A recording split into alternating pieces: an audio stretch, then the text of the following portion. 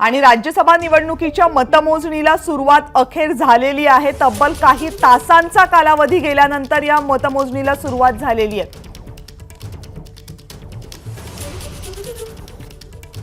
5 वाजता ही मतमोजणी सुरू होणं अपेक्षित होतं, मात्र भाजपनं महाविकास आघाडीनं जे आक्षेप घेतले होते त्यामुळे मतमोजणी सुरू होऊ शकली नाही आणि अखेर राज्यसभा निवडणुकीच्या मतमोजणीला सुरुवात झालेली आहे। अगदी काही वेळातच निकाल हाती यायला सुरुवात होईल। आता ही मतमोजणी सुरू झालेली आहे। पहिल्या टप्प्यात मतपत्रिका बाहेर काढल्या जातील आणि रितसरपणे या मतमोजणीला सुरुवात होईल। काही तासांची ही प्रक्रिया असेल। नवनाथ बन आपल्या सोबत आहेत अपडेट देण्यासाठी। नवनाथ, निश्चितपणे कविता, जवळपास 8.5 तासानंतर मतमोजणीला प्रत्यक्ष मतमोजणीला सुरुवात झालेली आहे। संपूर्ण महाराष्ट्राला प्रतीक्षा आहे की या निवडणुकीमध्ये काय होणार। हाय व्होल्टेज ड्रामा आज या निवडणुकीच्या निमित्ताने दिवसभर बघायला मिळाला आणि या हाय व्होल्टेज ड्रामाचा रिझल्ट काय येणार याची उत्सुकता संबंध महाराष्ट्राला आहे। आणि अगदी काही क्षणापूर्वी मतमोजणीला सुरुवात झालेली आहे। आता एक मत मोजलं जाईल। सुरुवातीला प्रक्रिया अशी असते की सुरुवातीला जी मतं वैध आहेत ती ठरवली जातील। आता नेमकी याच्यामध्ये वैध किती ठरवतात, कारण मतपत्रिका लिहिताना काही चुका घडतात उमेदवारांकडनं आणि त्या चुकांची मांडणी त्या ठिकाणी संपूर्ण उमेदवारांसमोर केली जाते आणि ते बाद असलेले चुकीचे मतपत्रिका बाजूला काढल्या जातात आणि त्यानंतर मग पुढची प्रक्रिया सुरू होते। त्यामुळे ही सगळी प्रक्रिया आता सुरू झाली। साधारणतः पुढे 1 ते 1.5 तास ही सगळी प्रक्रिया सुरू होईल। साधारणतः पहिल्या पसंतीचे 5 उमेदवार सहजपणे बाहेर पडतील आणि मग 6व्या उमेदवारासाठी जी 6वी जागा चुरशीची असेल, एकीकडे भाजपचे धनंजय महाडिक आणि दुसरीकडे संजय पवार यांच्यामध्ये हा सामना रंगण्याची चिन्ह आहेत। त्यामुळे मग दुसऱ्या पसंतीला दुसऱ्या फेरीला हे सगळा सामना जाईल आणि दुसऱ्या फेरीमध्ये नेमकं काय होतं याची उत्सुकता सगळ्यांना आहे। खरं तर जवळपास 8.5 तास बाळासाहेब थोरात आता इथे आलेले आहेत। बाळासाहेब थोरातांना आपण विनंती करूया की ते बोलतात का। बाळासाहेब एक छोट बाळासाहेब 2 मिनिटं। सुहास कांदे यांचं मत बाद करण्यात आलेलं आहे, काय म्हणा? सुडाचं राजकारण वाटतंय, पुन्हा एकदा केंद्रीय यंत्रणांचा वापर होतोय असं म्हणावं? नाही, राजकारण तर चाललेलंच आहे। भाजपचा रडीचा डाव चाललेला आहे। रडीच्या डावानं पराजय जो आहे होणार आहे त्यांचा, तो फार लांबवता येणार नाही त्यांना। थोड्या वेळात निकाल येईल। 4ही उमेदवार आघाडीचे विजयी झालेले दिसतील। काही परिणाम होणार नाही, बरोबर होणार। 4ही उमेदवार आमचे विजयी होणार। कायदेशीर कारवाईसाठी जाणार?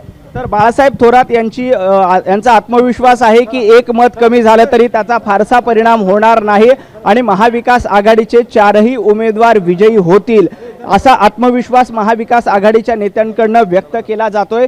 खरं तर सुहास कांदे यांचं मत बाद झाल्यानंतर त्याचा खरंच परिणाम होतो का हेही पाहणं महत्त्वाचं आहे।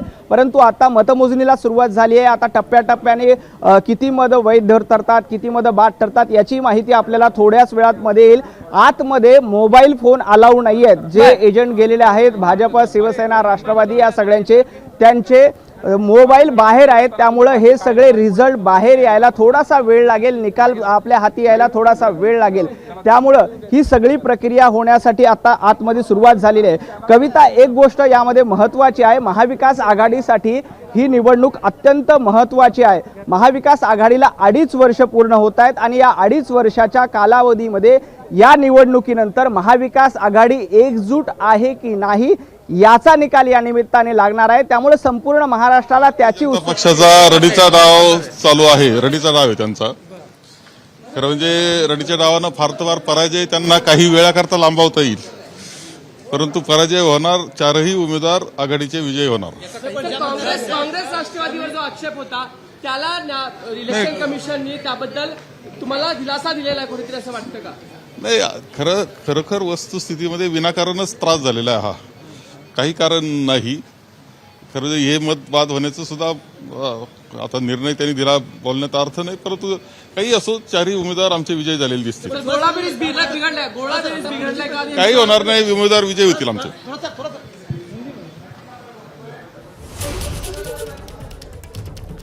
बाळासाहेब थोरात यांची प्रतिक्रिया, भाजप हा रडीचा डाव खेळतोय अशी प्रतिक्रिया बाळासाहेब थोरात यांनी दिली। 1 मत बाद झालेलं आहे। खरं तर तेही व्हायला नको हवं होतं, मात्र जे झालंय त्याच्यामुळे आमच्या विजयावर काहीही परिणाम होणार नाही अशी प्रतिक्रिया सुद्धा बाळासाहेब थोरात यांनी दिली। पुन्हा एकदा जाऊयात नवनाथकडे। नवनाथ,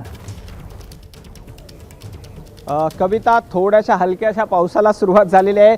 राजकीय वातावरण गरम असलं तरी आज दक्षिण मुंबईमध्ये थोडासा पाऊस येतो आणि राजकीय वातावरण गरम असताना इथलं नैसर्गिक वातावरण थोडंसं थंड करण्याचा प्रयत्न मला वाटतं निसर्गाचा असेल.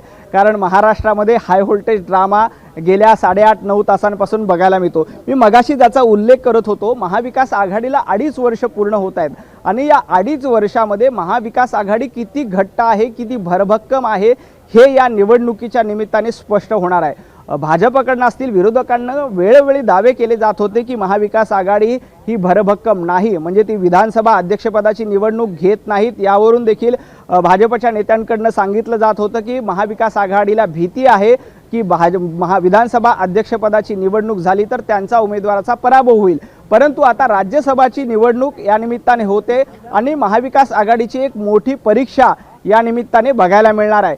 जर का या निवडणुकीमध्ये महाविकास आघाडीचे उमेदवार सर्वच्या सर्व विजयी झाले तर मात्र पुढच्या काळासाठी महाविकास आघाडी एक भरभक्कम म्हणून उभी राहील आणि भाजपला तो मोठा एक धक्का असेल. ही निवडणूक झाल्यानंतर लगेच विधान परिषदेची देखील निवडणूक आहे कविता, आणि या निवडणुकीत देखील वेगळं राजकारण बघायला मिळू शकतं.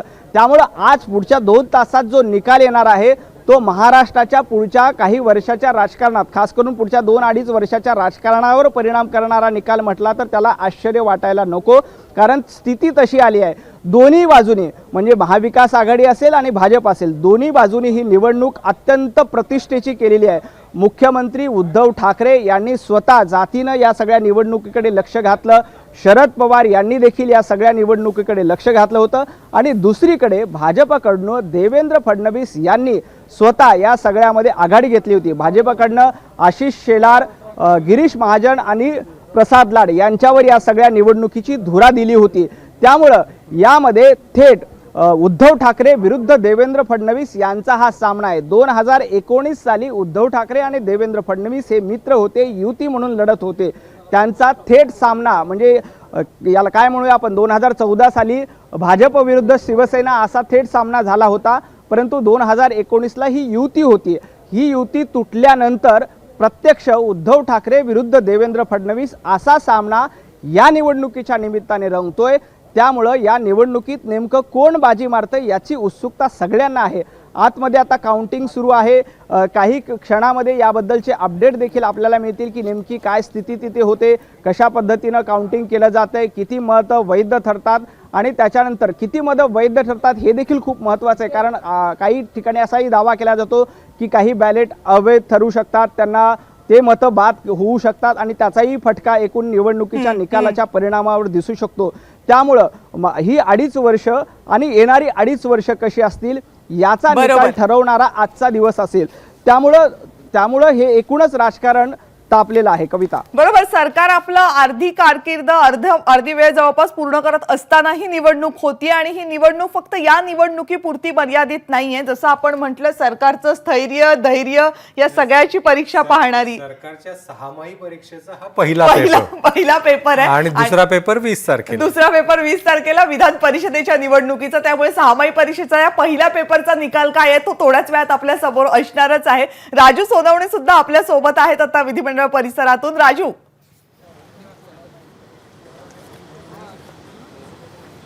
कविता, पाहतो आपण मतमोजणीला सुरुवात झालेली आहे. तब्बल 8.5 तासानंतर जे आहे ही मतमोजणीला सुरुवात होते. आपण जर पाहिलं आपण का ज्यावेळेस मतदान झाल्यानंतर जे आहे ते शिवसेना असेल किंवा इतर पक्षांनी जे आहे ते जल्लोषाची तयारी केलेली होती. विधानभवनाच्या बाहेर सुद्धा शिवसेनेचे जे आहे ते कार्यकर्ते जमायला सुरुवात झालेली होती. मात्र अचानकपणे जे आहे ते याच्यावरती आक्षेप घेतला आणि कुठेतरी ही संपूर्ण प्रक्रिया जी आहे ती स्थगित झालेली होती आणि 8.5 तासानंतर आता या मतमोजणीला सुरुवात झालेली आहे. त्यामुळे आता पुन्हा एकदा नेते जे आहे ते विधानभवनाच्या दिशेने येताना पाहायला मिळतात. बाळासाहेब थोरात जे आहे ते पोहोचलेले आहेत. शिवसेनेचे नेते सुद्धा एकनाथ शिंदे असतील किंवा इतर नेते पोहोचलेले आहेत. भाजपचे नेते सुद्धा पोहोचताना पाहायला मिळतात आणि त्याचसोबत विधानभवनाच्या बाहेर सुद्धा जो आहे तो कडेकोट पोलिसांचा बंदोबस्त जो आहे तो लावण्यात आलेला आपल्याला पाहायला मिळतोय. कारण आजची ही जी सतो परीक्षा आहे ही महाविकास आघाडी आणि भाजपची असणार आहे.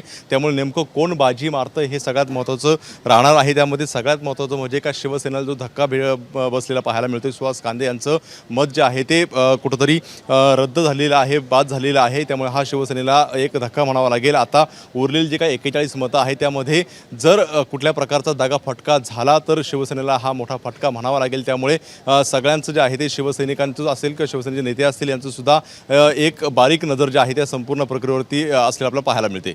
कविता. आणि त्यामुळे सगळेच नेते आता विधान भवनामध्ये दाखल व्हायला सुरुवात होतीये, ती आपल्याला दिसतायत दृश्य.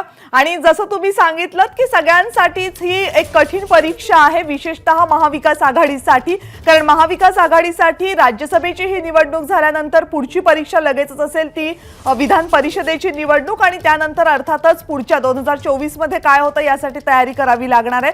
महाविकास आघाडी अजूनही भक्कमपणे एकत्र आहे हे दाखवण्याची वेळ 2.5 वर्षांनंतर पहिल्यांदा प्रखरपणे समोर आलेली आहे, ती याच निवडणुकीच्या निमित्तानं. आणि गेल्या काही दिवसांमध्ये महाविकास आघाडीच्या अनेक नेत्यांनी त्यासाठी मोठे प्रयत्न सुद्धा केले होते. राज्यसभा निवडणुकीच्या मतमोजणीला आता सुरुवात झालेली आहे. 8.25 तासांचा वेळ गेल्यानंतर या निवडणुकीच्या मतमोजणीला सुरुवात झालेली आहे. हाय व्होल्टेज ड्रामाचा क्लायमॅक्स आता सुरू झालाय असं म्हटलं तर चुकीचं ठरू नये अभय सर. नाही, क्लायमॅक्सच आहे. कारण ज्यांनी मतं आपल्या पक्षाच्या प्रतिनिधींना दाखवायची होती त्यांनी इतरांना दाखवल्यामुळे जो काय गोंधळ झाला तो झाला. परंतु ज्या लोकांना मतं दाखवण्याचं बंधनच नव्हतं त्या लोकांनी जे मतदान केलंय ते कोणाला केलंय हेच बाब निर्णायक असणार आहे. कारण एक आहे की मतांची फाटाफूट होण्याची जी शक्यता होती त्याचं तसं क्रॉस वोटिंग झालेलं नाहीये. म्हणजे ते पक्षाच्या प्रतिनिधीला दाखवून मत टाकलेलं आहे. त्याच्यामुळे पक्षाची अधिकृत मतं जी होती ती तशीच राहिलेली आहेत. ही अधिकृत मतं राष्ट्रवादीनी घेतलेली आहेत, काँग्रेसनी घेतलेली आहेत. शिवसेनेने अहमद पटेल यांच्या केसबद्दल आपण जे म्हटलं होतं ते इथे तसं झालेलं नाही. तशीच ती भाजपाच्याही दोन्ही उमेदवारांना मिळालेली आहेत. आता जी अतिरिक्त मतं जी होती बाहेरून मिळवलेली किंवा अन्य पक्षांनी कमिट केलेली ती मतं साधारणतः शिवसेनेकडे आणि भाजपाकडे आलेली आहेत ते 2 उमेदवारांसाठी. तर त्यातली अतिरिक्त मतं संजय राऊत यांच्या कोट्यात किती होती आणि संजय पवार यांच्या कोट्यात किती होती आणि भाजपाकडे अनिल बोंडे यांच्या कोट्यात किती होती आणि महाडिकांच्या कोट्यात किती आहे त्याच्यावर सगळी गणितं ठरणार आहेत. एक ठोकताळे मांडायचे तर दुसऱ्या उमेदवाराला म्हणजे संजय राऊत आणि अनिल बोंडे यांना सेफ झोनमध्ये असणार हे स्पष्ट आहे. आणि ज्याप्रमाणे नवनाथने मगाशी उल्लेख केला की ती अतिरिक्त मतांवर जे अतिरिक्त उमेदवार दोन्हीकडून उभे आहेत त्यांचं मतदान त्यांनी कमिट केल्याप्रमाणे झालंय की नाही. कारण ते काही कोणी बघितलेलं नाही, दाखवायचं बंधनही नव्हतं. त्याचा मला वाटतं की उलगडा याच्यात होणार आहे. त्याच्यामुळे या 2 उमेदवाराला निश्चितपणे दुसऱ्या फेरीपर्यंत जावं लागेल आणि त्यात मग दुसऱ्या पसंतीची मतं ऍक्टिव्ह होतील आणि त्याच्यातून याचा फैसला होईल. पण मगापासून आपले रिपोर्टर्स वेगवेगळ्या नेत्यांशी संवाद साधतायत, स्पेशली कारण भाजपची प्रतिक्रिया अजून आलेलीच नाही महाविकास आघाडीच्या नेत्यांशी. एक प्रयत्न या सगळ्या नेत्यांचा हा दिसतोय की आपण एकत्र जो आत्ता त्यांच्यासाठी प्रचंड गरजेचा आहे दाखवणं की आम्ही एकत्र आहोत, आणि ते सगळे नेते दाखवण्याचा प्रयत्न करतात. आणि गेल्या काही दिवसांपासून सुद्धा हेच चित्र बघायला मिळते असं म्हणायचं. नाही, निश्चितपणे जेव्हा समोर आव्हान उभं असतं तेव्हा महाविकास आघाडी एकत्र येते. म्हणजे सोप्या शब्दात सांगायचं तर जोपर्यंत भाजप पायात पाय घालून सरकार पाडण्याचा प्रयत्न करेल तोपर्यंत हे निश्चितपणे हातात हात धरून चालतील. ज्या क्षणी हे पायात पाय घालण्याचा प्रयत्न बंद होतील त्या क्षणी कदाचित त्यांना आपल्या महत्वाकांक्षा वाटायला लागतील. त्यामुळे आता मला वाटतं की आता निवडणुकीच्या काळामध्ये निश्चितपणे हे पक्ष काही मतभेद असले निधी वाटपावरनं सुद्धा बघितलं आपण की काँग्रेस आणि शिवसेनेमध्ये सुद्धा कशी अस्वस्थता होती ती अर्थसंकल्पीय अधिवेशनात बघितली आपण. पण या निवडणुकीत ते एकसंघपणे लढलेत. मतांचा कोटा अतिरिक्त कोटा आपल्याकडेच ठेवण्याचा हव्यास न धरता ती मतं मित्र पक्षाला दिली आहेत. त्याप्रमाणे मला वाटतं की आता तशी अडचण आघाडीला वरकरणी दिसत नाही. फक्त अपक्षांची जी मतं त्यांना अपेक्षित होती त्याप्रमाणे जर मतदान झालं असेल तर संजय पवार यांच्या निवडून येण्यात कुठली अडचण आता दिसत नाहीये. आणि विविध नेत्यांच्या प्रतिक्रिया या सगळ्या संदर्भात आल्या होत्या. प्रामुख्यानं महाविकास आघाडीच्या नेत्यांच्या प्रतिक्रिया निवडणूक आयोगाचा निकाल आल्यानंतर, निवडणूक आयोगाचा निर्णय आल्यानंतर आल्या होत्या. त्या प्रतिक्रिया नेमक्या काय होत्या त्या एकदा जाणून घेत आणि मग पुन्हा अभय सरांसाठी काही प्रश्न आहेत ते पुन्हा एकदा त्यांच्याकडे येऊयात. 4 वाजता मतदान संपल्यानंतर निवडणूक आयोगाला झूम कॉन्फरन्स कॉल केल्यानंतरही काही तास निर्णय देण्यासाठी लागले. याचा अर्थ कशा पद्धतीनं निर्णय झाला असेल हे सगळ्या जगाला कळू शकतं. आज कांदेंचं मत बाजूला ठेवून काउंटिंग आत्ता चालू झालेली आहे. मला तरीही वाटतं की महाविकास आघाडीचेच सर्व उमेदवार विजयी होतील आणि हे करत असताना ज्या पद्धतीने कांदेंचं मत, कारण ती कोणीच पाहिलेलं नव्हतं, तरी जर ते बाजूला ठेवण्याचा निर्णय झाला असेल तर कांदे त्यांचं मत व्हॅलिड करण्यासाठी योग्य ती कायदेशीर लढाई लढतील अशी मला अपेक्षा आहे. लोकशाहीमध्ये अशा प्रकारचं मत बाद करण्याचा अधिकार जे लोकांनी ज्याला अधिकार दिलेला आहे मत देण्याचा, अशा प्रकारचं मत जर बाद करण्याचा प्रयत्न कोणी करत असेल तर शेवटी आम्हाला न्यायदेवता आहे, न्यायालय आहे. परंतु मी माहिती घेतल्यानंतरच अधिकृतपणे यावर बोलेन. पुन्हा एकदा आपल्याला मी सांगतो, यापूर्वी देखील मी सांगितलंय, महाविकास आघाडीकडे जेवढ्या संख्याबळ जेवढं लागतं त्यापेक्षा अधिकचं संख्याबळ महाविकास आघाडीकडे आहे. आणि मुख्यमंत्री उद्धव ठाकरे साहेबांच्या नेतृत्वावर पक्षाचे तर जे आमदार आहेत त्यांनी मतदान केलेलंच आहे, परंतु सहयोगी सदस्य असतील, अपक्ष असतील, यांनी देखील महाविकास आघाडीला मतदान केलेलं आहे. त्यामुळे चारही उमेदवारांचा विजय हा निश्चित आहे. खरं म्हणजे यामध्ये चारही महाविकास आघाडीचे उमेदवार विजयी होत आहेत ही खात्री पटल्यामुळेच हे सगळं काउंटिंग आणि या सगळ्या गोष्टी ज्या आहेत हे पुढे ढकलू शकता, परंतु टाळू शकत नाही. सुहास कांदे यांचं मत बाद करण्यात आलेलं आहे. काय म्हणाल, सुडाचं राजकारण वाटतंय, पुन्हा एकदा केंद्रीय यंत्रणांचा वापर होतोय असं म्हणावं? नाही, राजकारण तर चाललेलंच आहे. भाजपचा रडीचा डाव चाललेला आहे. रडीच्या डावानं पराजय जो आहे होणार आहे त्यांचा, तो फार लांबवता येणार नाही त्यांना. थोड्या वेळात निकाल येईल, चारही उमेदवार आघाडीचे विजयी झालेले दिसतील. नाही, माझं मत असं आहे की महाराष्ट्राच्या राजकारणाला काळीमा फासणारा हा दिवस आहे. याच्या आधीही निवडणुका झाल्या, पण ह्या प्रकारचं वेटीस कोणीही कधीही लोकशाहीला धरलं नाही. भाजपाने हे जे कृत्य केलेलं आहे हे निंदनीय आहे. त्यांनी मतदान थांबवलं हे लोकशाहीला थप्पड मारल्यासारखं आहे आणि हे जनता यांना माफ करणार नाही ह्या गोष्टीला. तसंही ह्या अशा सगळ्या डावपेचाचा कसा सामना करायचा हे छत्रपती शिवाजी महाराजांनी आपल्याला सगळ्यांना शिकवलेलं आहे. आम्ही अशा डावपेचाला घाबरत नाही आणि योग्य वेळ योग्य त्या वेळेला आम्ही याचं उत्तर नक्कीच देऊ. आमचे चारही उमेदवार त्या ठिकाणी निवडून येत आहेत. पण ठीक आहे, आता लोकशाहीमध्ये कमी जास्त होत राहतं, पण जे काय भाजपनी केलेलं आहे त्यांना माफी नाही. असं आहे, आता मी इलेक्शन कमिशनची ऑर्डर वाचत होते आणि म्हणून मला थोडासा वेळ लागला. मला पण असं नाही वाटत की त्या ठिकाणी त्यांच्याकडनं काही चूक झालेली असेल. मी त्यांचा व्हिडिओ बघितलेला नाही, पण महाराष्ट्राची निवडणूक आणि त्याचे निकाल दिल्लीला न्यायचं काय कारण होतं हेही समजत नाही. इलेक्शन कमिशनकडे हे सगळं प्रकरण गेलं, जे आक्षेप तुमच्या बाबतीत तुम्हाला जिंकण्यात आले, इलेक्शन कमिशनने तुम्हाला न्याय दिला असं वाटतं? सगळं प्रकरण बघितलं आम्ही महाविकास आघाडी म्हणून त्या ठिकाणी समोरे जातो आहे आणि महाविकास आघाडीसोबत कपट या ठिकाणी नक्कीच खेळण्यात आलेला आहे असं माझं ठाम मत आहे. तुम्ही ज्या पद्धतीने हे विश्लेषण करतायत, संजय राऊतांना सुहासांना कांदेंनी मत दिलं होतं का, म्हणजे जर बाद झालं तर? आणि त्यांनी मत दिलं होतं म्हणून तर त्यांनी बघा, चुकून त्यांनी आपल्या पक्षाचा प्रतोद कुठं बसलाय हे त्याला कदाचित कळायला नसेल किंवा कळायला असेल, परंतु हा जो आक्षेप घेतला हा मुळात चुकीचा आहे. एखादा माणूस आपल्या बूथमध्ये घुसताना चुकून बाजूला सरकला म्हणून त्याचं मत बाद करणं हे सुद्धा चुकीचं आहे. म्हणजे हे स्पष्ट आहे ना की सुहासांना कांदेंनी संजय राऊतांना मत दिलं? निश्चित दिलेलं आहे.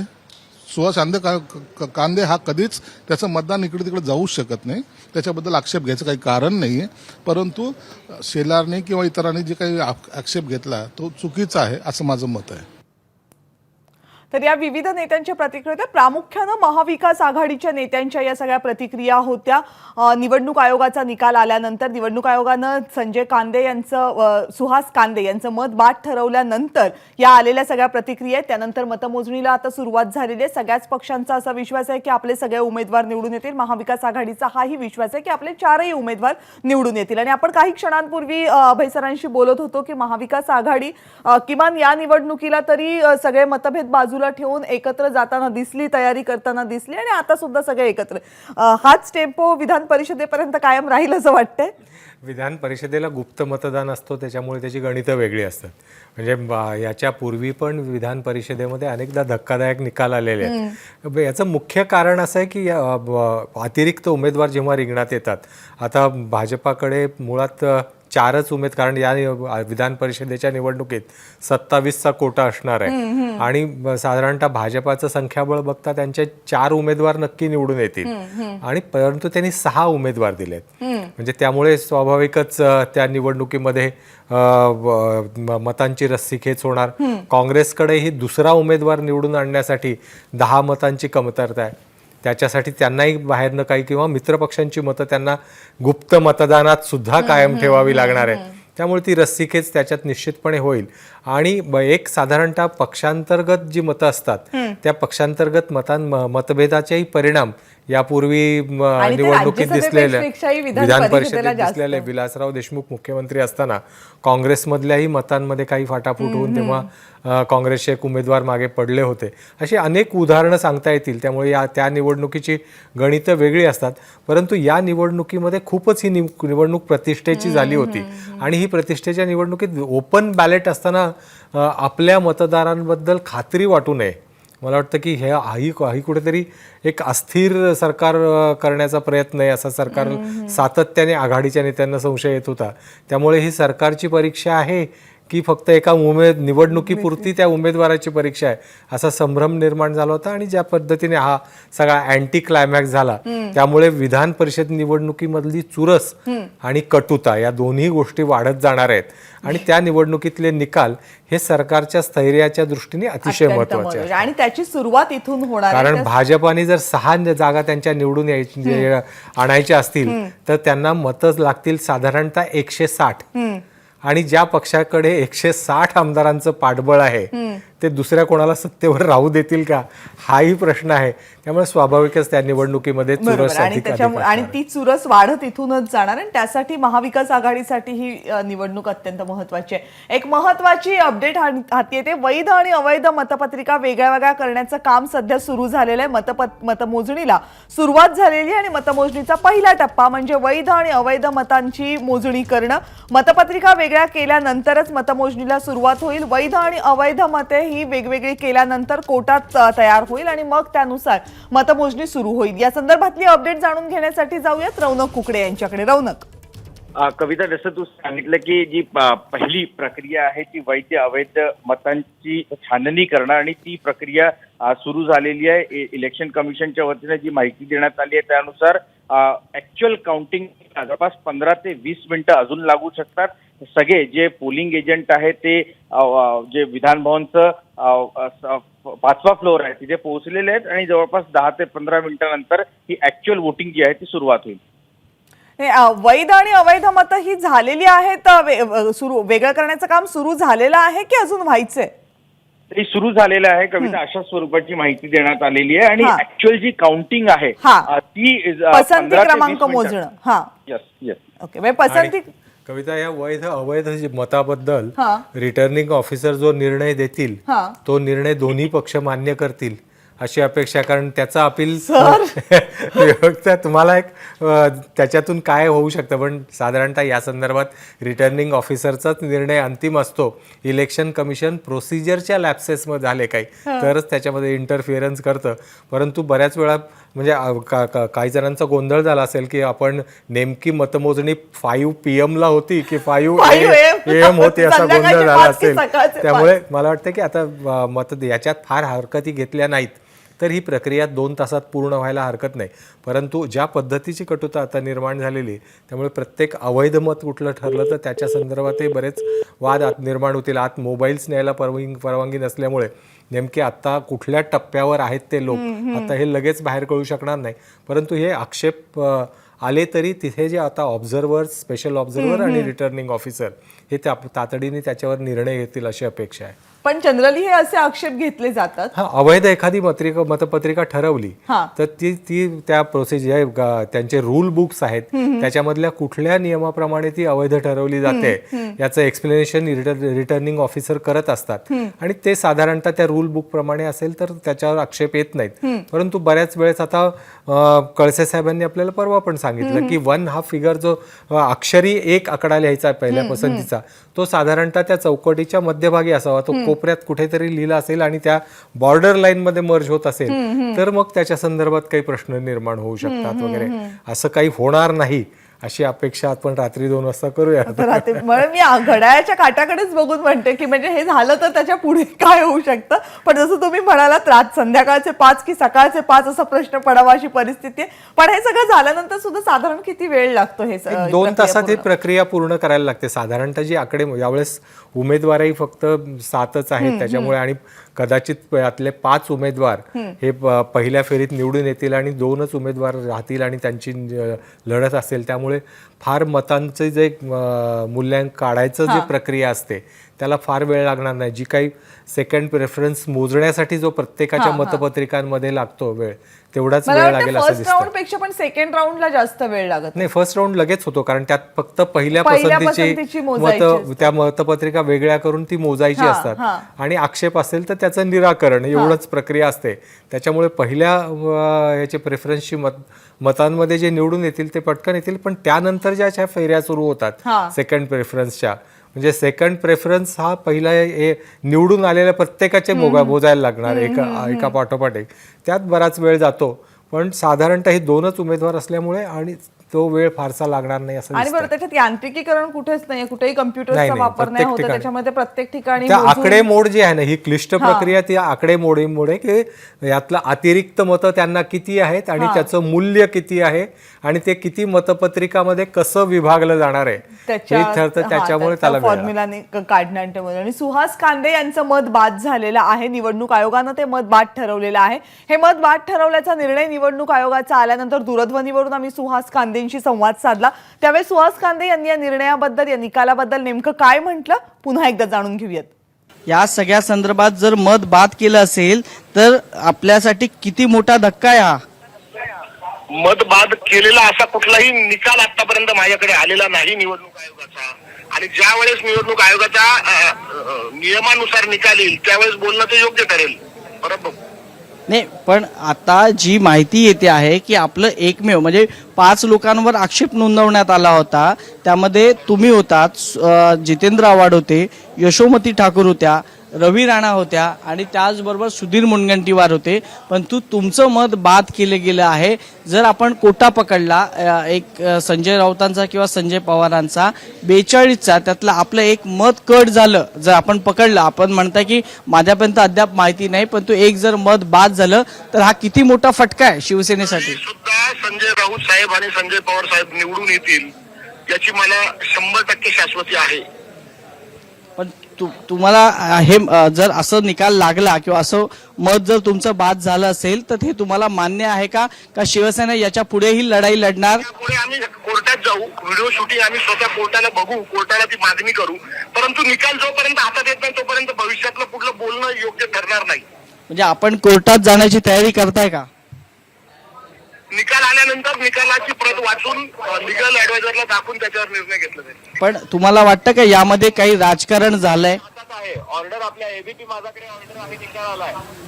मी आपल्याला वैभव विनंती करेल की आपण जर ती मला व्हॉट्सअपवर पाठवली तर मी आपल्याला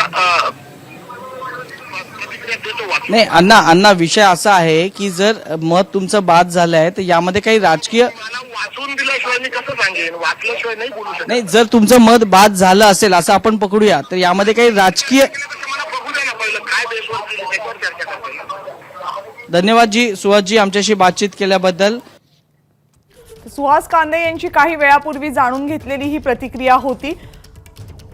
आणि आणखी एक महत्त्वाची अपडेट हाती येते. केंद्रीय निवडणूक आयोगानं निर्णय दिल्यानंतर मतपत्रिकांच्या छाननी करायला सुरुवात झालेली आहे. शिवसेनेच्या पारड्यातलं एक मत बाद झालंय, त्यामुळे भाजपच्या नेत्यांचा उत्साह मात्र सध्या वाढलेला आहे. छाननी करण्यात येते मतांची. महाविकास आघाडीमधील प्रत्येक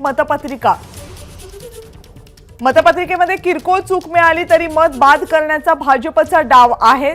काही क्षणांपूर्वी आता अभय सर सुद्धा आपल्याला त्याबाबत सांगत होते. महाविकास आघाडी समोरची अडचण त्यामुळे वाढण्याची शक्यता आहे. केंद्रीय निवडणूक आयोगाच्या निर्णयानंतर मतपत्रिकांची छाननी करायला सुरुवात झालेली आहे आणि शिवसेनेच्या पारड्यातलं एक मत बाद झाल्यामुळे अर्थातच भाजप नेत्यांचा उत्साह काहीसा वाढलेला आहे. छाननीमध्ये महाविकास आघाडीमधील प्रत्येक मतपत्रिका भाजप बारकाईनं तपासणार असल्याची माहिती सूत्रांनी दिली आहे. मतपत्रिकेमध्ये जरी किरकोळ चूक मिळाली तरीही मत बाद करण्याचा भाजपचा डाव असल्याची माहिती सुद्धा सूत्रांकडून समोर येते. महाविकास आघाडी समोरच्या अडचणी वाढवण्यासाठी भाजपकडून जोरदार प्रयत्न सुरू असल्याची माहिती सूत्रांकडून मिळते. अभय सरांनी अगदी काही वेळापूर्वी आपल्याला माहिती दिली होती की मतपत्रिका वैध की अवैध हे ठरवण्याची प्रक्रिया सुद्धा मोठी असते आणि काही छोट्या छोट्या गोष्टी असतात की ज्यातून मतपत्रिका वैध अवैध ठरवली आणि त्याला आक्षेपही घेतला जाऊ शकतो. निलेश बुधावलेकडे जाऊयात अपडेट जाणून घेण्यासाठी. निलेश, कविता, खरं तर ज्या पद्धतीनं आता सुहास कांदे यांचं मत बाद झालेलं आहे त्यानंतर आता कुठेतरी भाजपचे जे सर्व उमेदवार आहेत आणि भाजपचे जे सर्व नेते आहेत यांच्यामध्ये उत्साह दुणावल्याचं आपल्याला पाहायला मिळते. प्रामुख्यानं जे छोट्या छोट्या गोष्टी असतात, आता खरं तर शिवसेनेच्या पारड्यात जे काही एक मत आहे त्यामुळं आता भाजपचा मत बाद झाल्यामुळे आता भाजपचा जो उत्साह आहे तो दुणावल्याचा आपल्याला पाहायला मिळते. मतपत्रिकेत किरकोळ चूक जरी मिळाली तरी मत बाद होण्याची शक्यता नाकारता येत नाही आणि अशाच पद्धतीचा डाव आता भाजपकडून रचल्या जाण्याची शक्यता देखील नाकारता येत नाहीये. त्यामुळेच महाविकास आघाडीसमोरील अडचणी आणखी वाढवण्यासाठी आता भाजपकडून जोरदार प्रयत्न होताना पाहायला मिळत आहेत. आता केंद्रीय निवडणूक आयोगाच्या निर्णयानंतर या मतपत्रिकांच्या छाननीला सुरुवात झाल्याची माहिती मिळते. त्यामुळे आता नेमकं काय होतं हे पाहणं महत्त्वाचं राहणार आहे. आपल्यासोबत उदय सामंत आहेत. उदय सामंतजी काय सांगाल तुम्ही? एक मत जे आता आपण उदय सामंत यांच्याशी बोलण्याचा प्रयत्न केला, मात्र सध्या शिवसेनेचे सर्व जे नेते आहेत ज्या पद्धतीने एक मत बाद झालेलं आहे त्यानंतर कशा पद्धतीची स्ट्रॅटेजी असावी, आता मतपत्रिकांच्या छाननीला सुरुवात झालेली आहे त्यानंतरची नेमकी प्रोसेस ही कशी असणार आहे, मतांचा कोटा नेमका कसा असणार आहे आणि कशा पद्धतीने आपले 4 उमेदवार विजयी होतील यासाठी प्रयत्न करत असल्याची आपल्याला माहिती मिळते.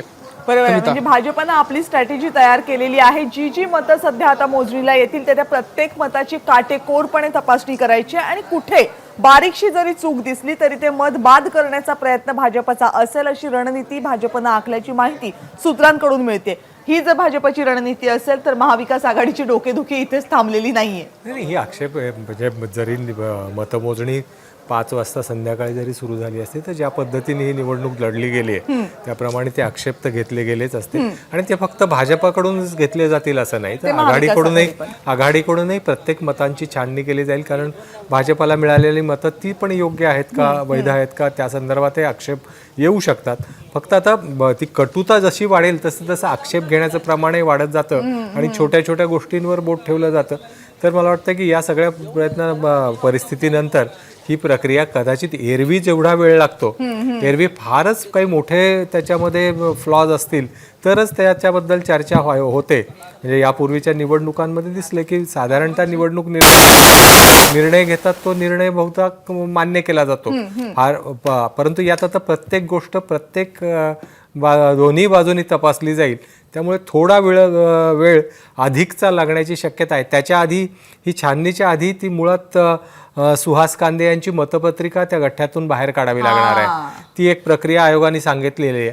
ती झाल्यानंतर ती छाननी आहे त्याच्यामध्ये की त्याचे काउंटर फॉईलचा नंबर तो शोधून काढून मग त्याप्रमाणे ते मतपत्रिका बाजूला काढून ही मतमोजणी करायची आहे. तर ती प्रक्रिया प्रथम, नंतर वैध अवैध आणि त्याच्यानंतर पहिल्या क्रमांकाच्या मतपत्रिका ज्या आहेत त्याचे गठ्ठे तयार करणे आणि त्यातील सर्वाधिक म्हणजे निवडून आलेल्या उमेदवारांची घोषणा करणे आणि सर्वाधिक मतं असणाऱ्या उमेदवारांच्या मतपत्रिकेवरील दुसरे पसंतीची मतं मोजणे, अशी साधारणतः ती सगळा तो फ्लो असेल. पण मग त्याचे निवडणूक निर्णय फक्त निवडणूक निर्णय अधिकारी नाही तर निवडणूक निर्णय अधिकाऱ्यांच्या अखत्यारीत येणारी इतरही जी सगळी मंडळी असतील त्यांचंही काम वाढेल. कारण प्रत्येक मत बाद ठरवताना त्या सगळ्यावर जर आक्षेप आले तर त्याच्यावर चर्चा करणं आलं, सगळ्यांना दोन्ही बाजू समजावून घेणं आलं. काय की त्याचे निवडणुकीचे रूल बुक जे आहेत फायनल केलेले त्यातलं कुठलंही मत बाद ठरवताना ते कुठल्या कारणास्तव बाद ठरवलं जाते, त्याचा नियम काय आहे या संदर्भात माहिती दिली जाईल. फक्त तो नियम त्या मतपत्रिकेसाठी ऍप्लिकेबल होतो की नाही याच्यावरच फक्त चर्चा होईल. तर मला वाटतं की फक्त या कटुतेमुळे कदाचित त्याला सुरुवातीच्या काळात पण एक साधारणतः मतपत्रिकांचे गठ्ठे झाले की त्यानंतर एक मोजणीची प्रक्रिया सुरू झाली की साधारणतः एक सामंजस्य निर्माण होतं. एक चुरस जी असते राजकीय पक्ष, कारण ही सगळी मंडळी एकत्रित काम करणारी मंडळी आहेत, त्याच्यामुळे कितपत ताणतील कितपर्यंत ताणतात ते महत्वाचं आहे पाहणं. आणि सकाळपासून विधानसभेमध्ये आलेल्या नेत्यांकडून बरेचसे डायलॉग्स आणि बरेचसे इशारे देण्यात आले होते. आणि यानंतर जाऊयात आपले प्रतिनिधी नवनाथ बन यांच्याकडे. नवनाथ, दोन महत्वाच्या गोष्टी. एक तर मगाचपासून निवडणूक आयोगाचा निकाल आल्यापासून भाजपची प्रतिक्रिया काही कोणती समोर आलेली नाहीये. काय नेमक्या हालचाली सुरू आहेत भाजपच्या गोटामध्ये? कविता, भाजपचे सगळे नेते जे सकाळी विधान भवनामध्ये गेलेत ते अद्यापर्यंत बाहेर आले नाही म्हणायला काही आमदार जे आहेत ते बाहेर आले, परंतु जे भाजपचं प्रमुख टीम आहे, कोर टीम आहे, म्हणजे देवेंद्र फडणवीस असतील, चंद्रकांत पाटील असतील, प्रवीण दरेकर, आशिष शेलार, प्रसाद लाड, गिरीश महाजन, ही सगळी भाजपची टीम विधिमंडळामध्ये स्थान मांडून आहे. एकही नेता सकाळी 8-8:30 वाजता जो आतमध्ये गेला तो बाहेर आला नाही. त्यामुळे भाजप नेत्यांची प्रतिक्रिया माध्यमांना कुठल्याही मिळालेली नाही. काही आमदार येऊन जाऊन करतायत, परंतु तेही माध्यमांशी बोलायला तयार नाही. भाजपकडनं कमालीची या सगळ्यामध्ये गुप्तता पाळण्यात आलेली आहे की तुम्ही फार परवाच्या दिवशी म्हणजे 2 दिवसापूर्वी जेव्हा बैठक झाली तेव्हा राज्यसभा आणि विधान परिषद निवडणुकीबद्दल माध्यमांशी कुणीही बोलू नये, फक्त आशिष शेलार त्यांच्यामार्फत बोलतील असं देखील सांगण्यात आलं होतं. त्यामुळं भाजपचे नेते अजूनही विधान भवनामध्ये आहेत सकाळपासून, त्यामुळं त्यांची प्रतिक्रिया आलेली नाही. एक गोष्ट सगळ्यात महत्त्वाची आहे कविता, आता पहिल्यांदा जेव्हा वैध आणि अवैध मतं जेव्हा ठरवली जातील इथेच बराच खेळ अवलंबून आहे. जर का सगळी मतं व्हॅलिड ठरली, सगळी मतं वैध ठरली तर महाविकास आघाडीसाठी ही निवडणूक फारशी अवघड जाईल असं वाटत नाही. महाविकास आघाडी सहजपणे ही निवडणूक जिंकू शकते. परंतु जर का काही मतं इनव्हॅलिड झाली, अवैध ठरली तर मात्र खरा खेळ सुरू होऊ शकतो. कारण काही लोक असं सांगतात, काही राजकीय वर्तुळात अशी चर्चा आहे की अवैध मतं करतानाच खरा खेळ केला जातो आणि तिथंच हा गेम चेंज होऊ शकतो. परंतु खरंच तसं होणार आहे का? त्या फक्त वावड्या असतात, चर्चा करण्याचं एक साधन असतं, ते आपल्याला काही वेळामध्ये स्पष्ट होईल. त्यामुळं भाजपचंही एक रणनीती असेल की मतपत्रिका जेव्हा काउंटिंग सुरू होईल तेव्हा प्रत्येक मतपत्रिका अत्यंत बारकाईने भाजपकडनं बघितली जाणार आहे. ते मत अगदी बरोबर दिलेलं आहे का, त्याच्यावर वेगळी शाई लागलेली आहे का, ती मतपत्रिका फाटलेली आहे का, त्या मतपत्रिकेवर वेगळ्या प्रकारची काही खानाखुणा केलेल्या आहेत का, या सगळ्याची बारकाईनं पाहणी केली जाणार आहे.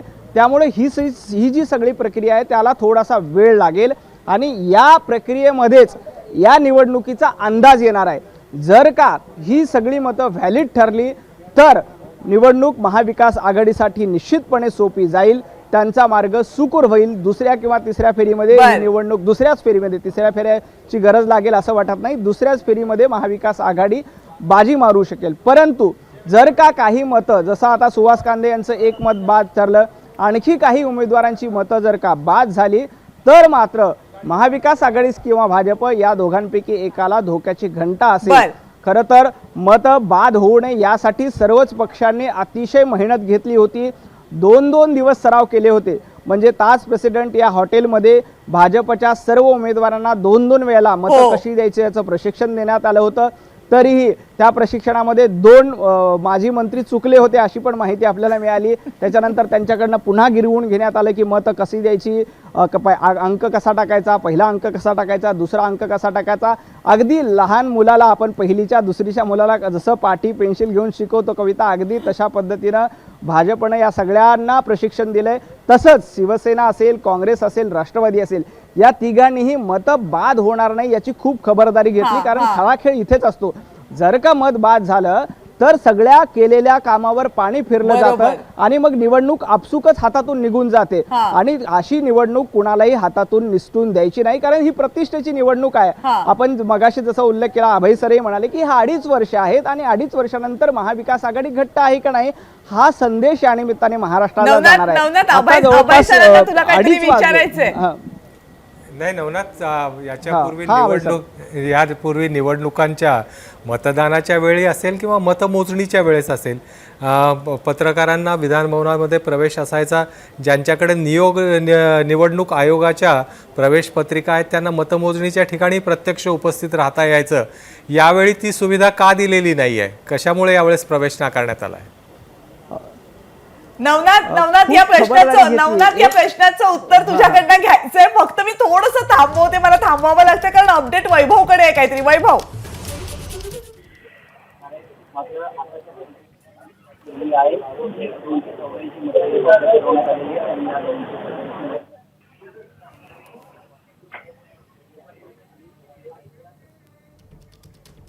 आणि आत्ताच्या घडीची सगळ्यात मोठी बातमी हाती येते. 284 मतं वैध ठरवण्यात आलेली आहेत. याचा अर्थ आता निवडणूक जी होईल ती 284 मतांवरून कोटा ठरवून होईल. 284 मतांचा कोटा काढला जाईल आणि 284 मतांचा जो कोटा येईल त्या कोटानुसार आता निवडणूक. याचा अर्थ 4060 मतं प्रत्येकाला लागतील निवडून येण्यासाठी. निलेश बुधावले आपल्या सोबत आहेत अपडेट देण्यासाठी. निलेश, आपली सूत्रांची जी माहिती आहे त्यानुसार आता 284 वोट्स हे व्हॅलिड आहेत आणि त्यामुळं ऍक्च्युअल काउंटिंग जे आहे ते आता सुरुवात झाल्याची माहिती मिळते. 3:30 वाजता ज्यावेळेस मतदान प्रक्रिया पार पडली त्यावेळेस 285 जणांना मतदान केलं होतं आणि त्या मतदान वैध असल्याचा देखील अहवाल देण्यात आला होता. मात्र त्यानंतर ज्या पद्धतीने आक्षेप घेण्यात आले आणि ते केंद्रीय निवडणूक आयोगापर्यंत हा संपूर्ण विषय गेला. त्यानंतर केंद्रीय निवडणूक आयोगाचा अहवाल आला. त्या अहवालामध्ये एक मत बाद करण्यात आलं. त्यानंतर साधारणपणे अर्धा ते पाऊण तासापासून मागच्या ह्या सर्व मतपत्रिकांची छाननी सुरू होती आणि त्याच्यामध्ये 284 जी मतं आहेत ही आता व्हॅलिड असल्याचं समोर आलेलं आहे. त्यामुळे आता ऍक्च्युअल काउंटिंगला सुरुवात झाल्याची माहिती मिळते. आत्ताच्या घडीची सर्वात मोठी बातमी म्हणावी लागेल, कारण की यानंतर साधारणपणे 1 ते 1.5 तासाच्या आत हा निकाल जो आहे तो निकाल समोर येणार आहे. त्यामुळे आता या निवडणुकीमध्ये प्रामुख्यानं कोण विजय होतं हे पाहणं महत्वाचं राहणार आहे. यामध्ये एक प्रामुख्यानं महत्वाची आणखीन एक माहिती अशी आहे कविता, संजय राऊत यांच्या पारड्यातील मत जे आहे ते बाद झाल्याची माहिती होती. त्यामुळे कुठेतरी पहिल्या फेरीतला जो विजय आहे तो अशक्य असू शकतो अशा पद्धतीची शक्यता विश्वसनीय आपल्या सूत्रांना वर्तवली होती. त्यामुळे आता नेमकं काय होतं हे पाहणं महत्वाचं राहणार आहे. पहिल्या फेरीमध्ये हे सर्व महाविकास आघाडीचे उमेदवार विजयी होत आहेत की परत पुढची जी फेरी आहे त्यासाठी वाट पाहावी लागणार आहे हे देखील पाहावं लागणार आहे. अगदी काही वेळामध्ये या संदर्भातला निकाल हाती येऊ शकतो. सध्या 284 मतं ही व्हॅलिड झालेली आहेत आणि त्या माध्यमातून पाहायला गेलं तर जवळपास 1 ते 1.5 तासामध्ये हा निकाल अपेक्षित आहे. त्यामुळे आता कोण विजय होतं हेच पाहायचंय. बरोबर आहे. अगदी मध्यरात्र उलटून गेलेली आहे आणि मध्यरात्र उलटून गेल्यानंतर महाराष्ट्रामध्ये हा पॉलिटिकल हाय व्होल्टेज ड्रामा रंगलेला आहे. महाराष्ट्रातल्या इतिहासातली ही एक अजरामर रात्र ठरणार आहे, कारण इतका हाय व्होल्टेज पॉलिटिकल ड्रामा इतक्या उशिरापर्यंत महाराष्ट्राच्या राजकारणामध्ये क्वचितच रंगला असेल. आणि या पॉलिटिकल ड्रामाची प्रत्येक अपडेट आज रात्री लाईव्ह तुम्ही पाहताय एबीपी माझावर. आता निलेशने आपल्याला जी माहिती दिली त्यानुसार 284 म्हणजे सर्वच्या सर्व मतं ही वैध ठरलेली आहेत, व्हॅलिड ठरलेली आहेत. जर 284 ही मतं व्हॅलिड ठरलेली असतील तर 4058 हा कोटा प्रत्येक उमेदवाराला निवडून येण्यासाठी मिळवावा लागेल. वैभव परबकडे आणखीन काही अपडेट आहेत या सगळ्या संदर्भातले जाणून घेण्यासाठी जाऊयात. वैभव,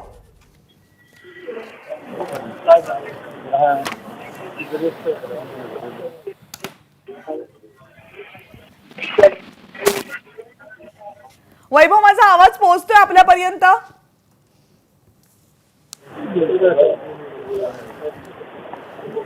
वैभव परब यांच्याशी आपला संपर्क होऊ शकत नाहीये.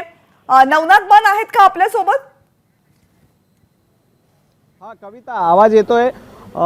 284 म्हणजे तू जसा उल्लेख केला सर्वच्या सर्व सुहास कांदे यांचं मत वगळता सर्वच्या सर्व मतपत्रिका या वैध ठरलेल्या आहेत.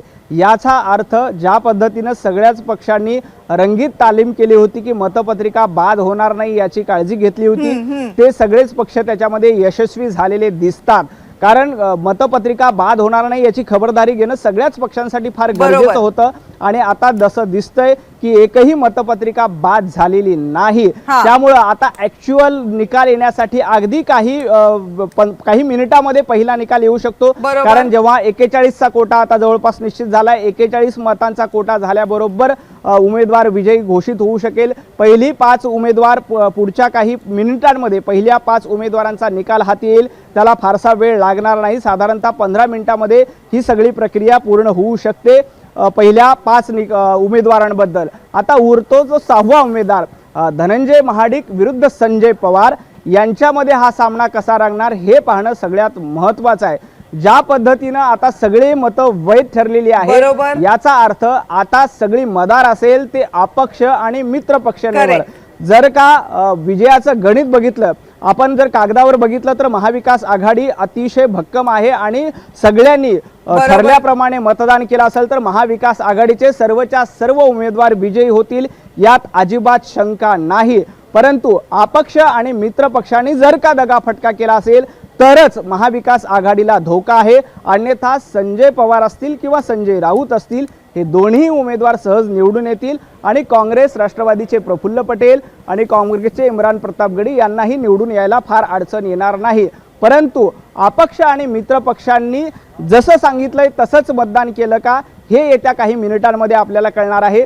जर का अपक्ष आणि मित्र पक्षांनी महाविकास आघाडीला साथ दिली असेल तर ही महाविकास आघाडी भरभक्कम आहे हा संदेश या निवडणुकीच्या निमित्ताने मिळणार आहे. आणि जर तसं झालं नाही तर मात्र काही मतं फोडण्यामध्ये भाजप यशस्वी होते का हेही बघावं लागेल. काही मतं फुडली म्हणजे काही मतं फोडून महाविकास आघाडीची भाजपकडे आली तर भाजप दावा करेल की आम्ही तुमची काही मतं फोडली आणि महाविकास आघाडी भक्कम नाही. भाजपचा उमेदवार विजय होईल का नाही माहीत नाही, परंतु या सगळ्यांमध्ये भाजप एक दावा करू शकतो की आम्ही महाविकास आघाडीला किमान धक्का देण्याचं काम या निवडणुकीच्या निमित्तानं केलेलं आहे. त्यामुळे पुढच्या काही मिनिटांमध्ये या सगळ्यांचे निकाल आपल्याला हाती येतील. साधारणतः 20 मिनिटांपर्यंत हा सगळा कालावधी लागू शकतो. 41 मतांचा कोटा आहे. त्यामुळं संजय राऊत यांचं एक मत जरी बाद झालं असलं तरी 42 मत जरी दिले असतील तरी 41 मतांचा कोटा झालेला आहे. त्यामुळे संजय राऊतांना तशी फारशी अडचण येईल असं वाटत नाही. आता बाकीच्या उमेदवारांचं कशा पद्धतीनं मतदान होतं हे देखील पाहणं महत्त्वाचं आहे. ज्या पद्धतीनं प्रत्येक उमेदवारांना जो कोटा दिलेला आहे तो कोटा योग्य पद्धतीनं जर का टाकला असेल तिथं कुठलीही चूक न करता आणि आता सगळी मतं वैध ठरल्यामुळं पहिले 5 उमेदवार पुढच्या काही मिनिटांमध्ये त्याबद्दलचा कल आपल्या सगळ्यांच्या हाती येईल आणि 6व्या उमेदवारासाठी कदाचित दुसरी फेरी जाईल आणि दुसऱ्या फेरीमध्ये 6वा उमेदवार पण सध्याची नवनाथ अपडेट हीच आहे की 284 मतं वैध ठरल्याची अपडेट आता येते आणि सुहास कांदे वगळता जर 284 मतं जी होती ती जर वैध ठरत असतील तर जसं मगाशी तुम्ही सांगत होतात की महाविकास आघाडीसाठी ही काहीशी दिलाशाची बाब आहे. राजू सोनावणे यांच्याकडे जाऊयात पुन्हा एकदा अपडेट जाणून घेण्यासाठी. राजू,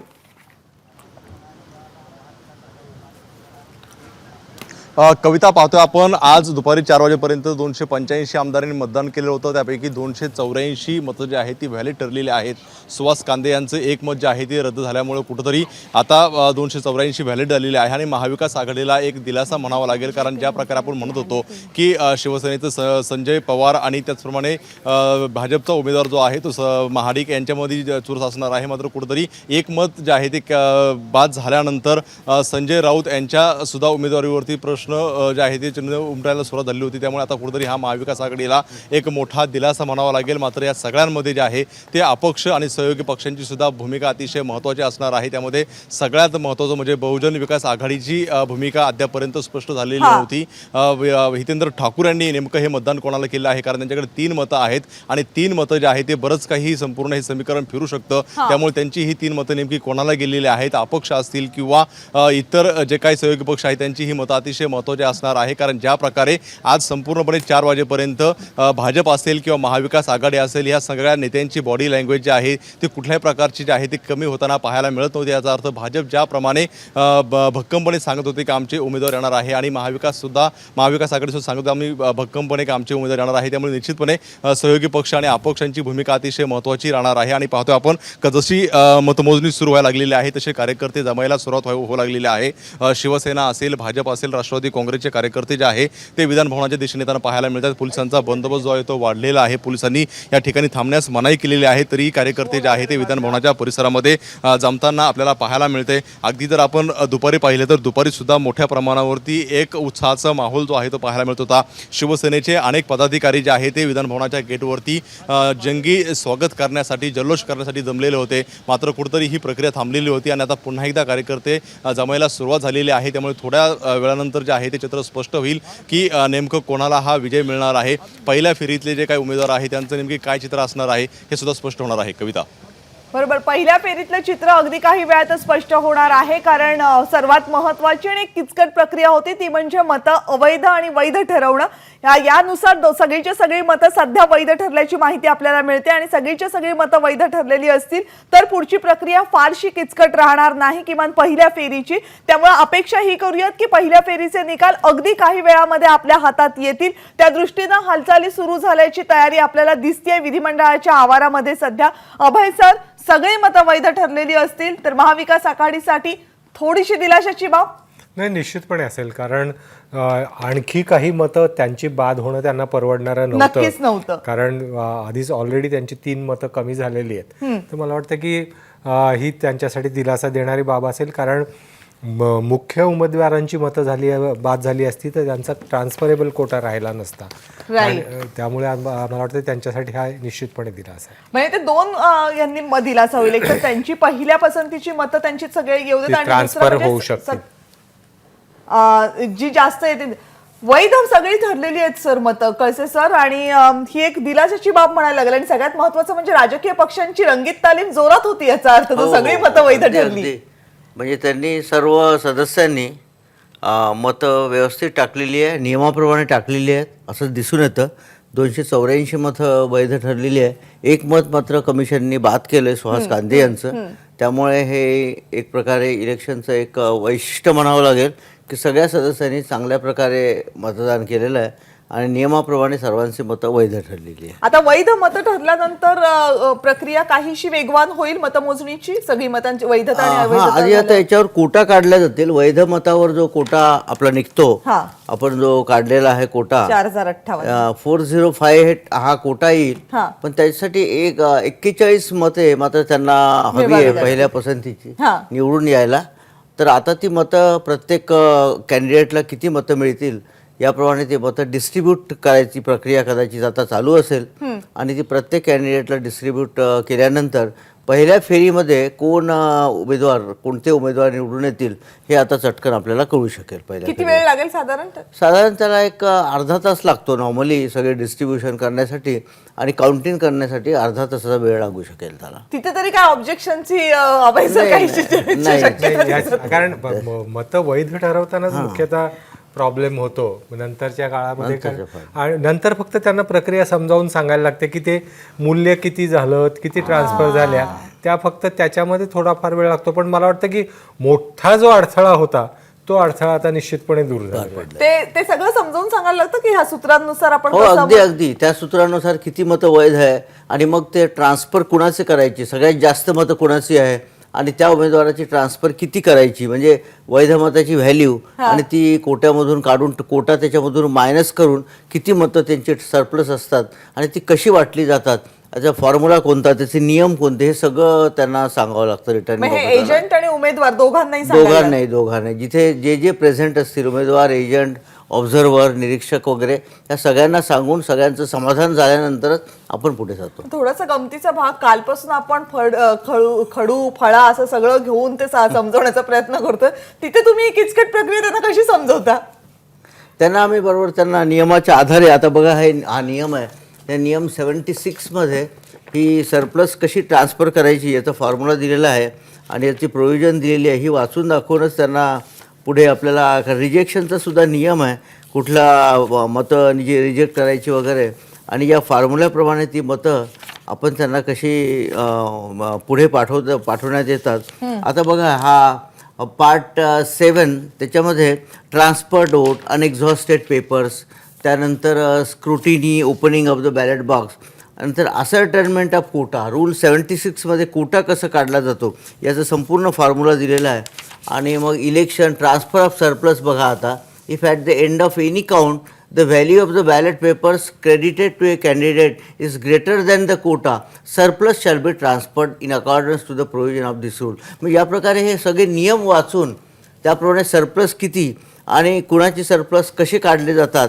आता if the value of unexhausted paper is equal to or less than the surplus, जर अनएक्झॉस्टेड पेपर 2च असतील आणि त्याची व्हॅल्यू इक्वल टू किंवा लेस दॅन द सरप्लस, आणि सरप्लस जर 300 असेल आणि अनएक्झॉस्टेड पेपरची व्हॅल्यू 200 असेल तर ते 200 मतं 100च्या व्हॅल्यूने त्यांना पुढे जातात या नियमाप्रमाणे. हा पिक्युलियर नियम आहे 79C आणि डी प्रमाणे the value of unexhausted paper is greater than the surplus he shall transfer the sub parcel of unexhausted paper आणि हे मायनस केलं जातं dividing the surplus by the total number of unexhausted paper. आपण जी value काढली आत्ता हे 40-58 कारण त्याचं सरप्लस जास्त असल्यामुळे तर अनएक्झॉस्टेड पेपरनी सरप्लसला आपण भागून टाकलं आणि या नियमाप्रमाणे त्याची व्हॅल्यू काढली.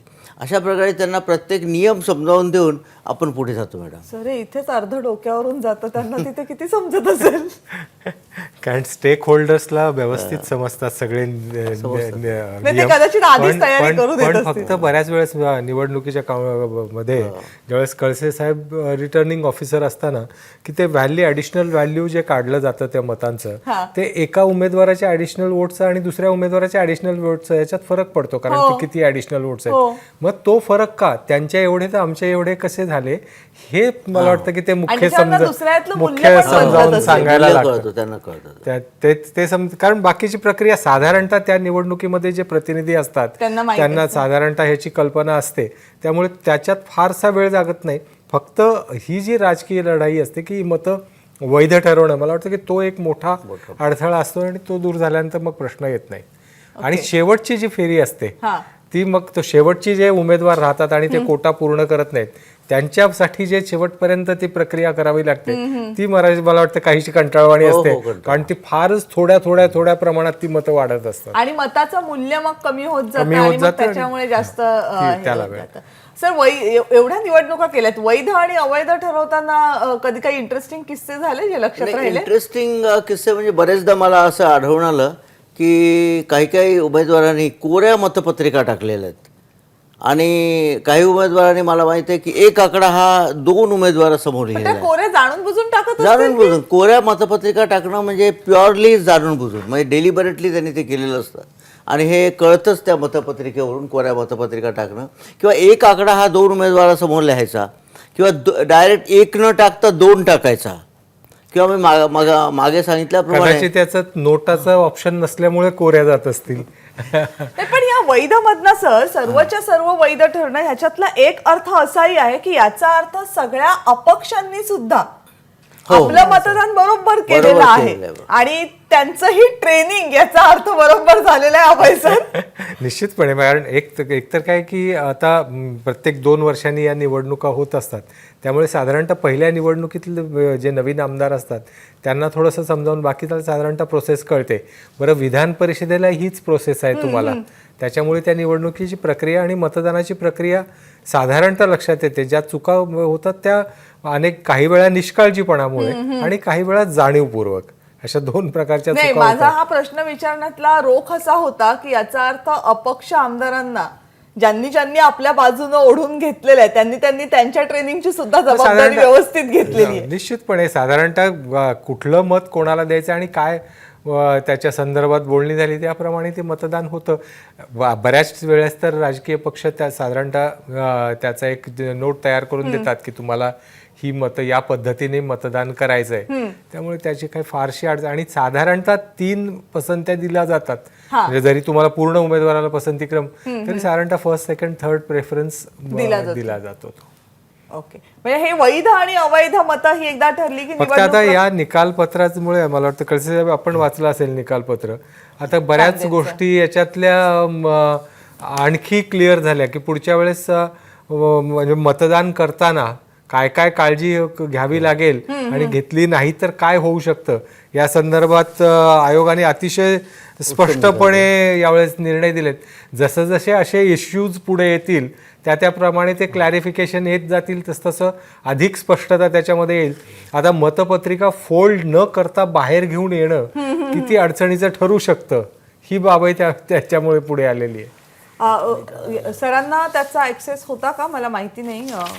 निकालपत्र तुम्ही वाचलंय? नाही, अजून बघितलं नाही. कारण एक मोठं निकालपत्र आहे, जवळपास 8 पानी निकाल दिलाय आयोगाने. सर त्यांनी 37A रूल नंबर याच्यावर जास्ती प्रकाश टाकलेला आहे या सगळ्या याच्यामध्ये.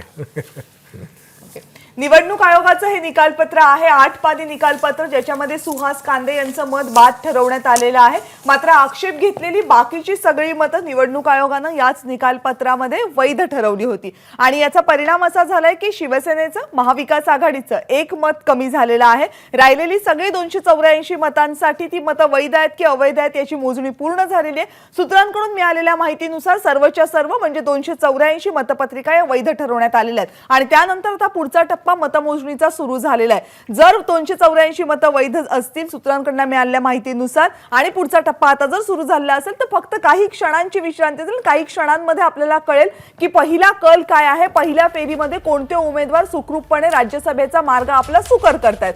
या सगळ्या संदर्भामध्ये निवडणूक आयोगाचा निकाल आल्यानंतर विविध पक्षांच्या नेत्यांनी, प्रामुख्याने महाविकास आघाडीच्या नेत्यांनी काय काय प्रतिक्रिया दिल्या होत्या लगेचच त्या आपण पुन्हा पाहूयात. 4 वाजता मतदान संपल्यानंतर निवडणूक आयोगाला झूम कॉन्फरन्स कॉल केल्यानंतरही काही तास निर्णय देण्यासाठी लागले. याचा अर्थ कशा पद्धतीनं निर्णय झाला असेल हे सगळ्या जगाला कळू शकतं. आज कांदेंचं मत बाजूला ठेवून काउंटिंग आत्ता चालू झालेली आहे. मला तरीही वाटतं की महाविकास आघाडीचेच सर्व उमेदवार विजयी होतील.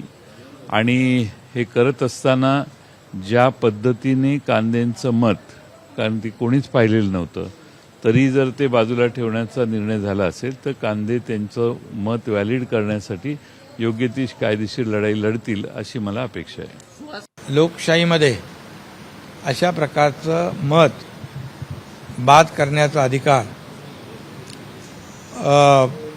जे लोकांनी ज्याला अधिकार दिलेला आहे मत देण्याचा, अशा प्रकारचं मत जर बाद करण्याचा प्रयत्न कोणी करत असेल तर शेवटी आम्हाला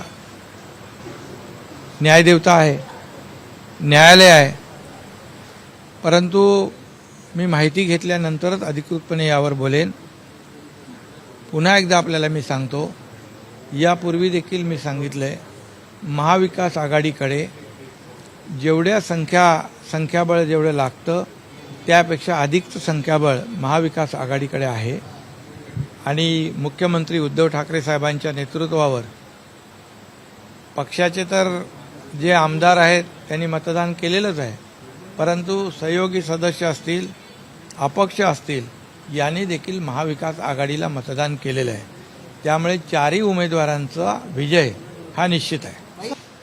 खरं म्हणजे यामध्ये 4ही महाविकास आघाडीचे उमेदवार विजयी होत आहेत ही खात्री पटल्यामुळेच हे सगळं काउंटिंग आणि या सगळ्या गोष्टी ज्या आहेत हे पुढे ढकलू शकता, परंतु टाळू शकत नाही. सुहास कांदे यांचं मत बाद करण्यात आलेलं आहे. काय म्हणा, सुडाचं राजकारण वाटतंय, पुन्हा एकदा केंद्रीय यंत्रणांचा वापर होतोय असं म्हणावं? नाही, राजकारण तर चाललेलंच आहे.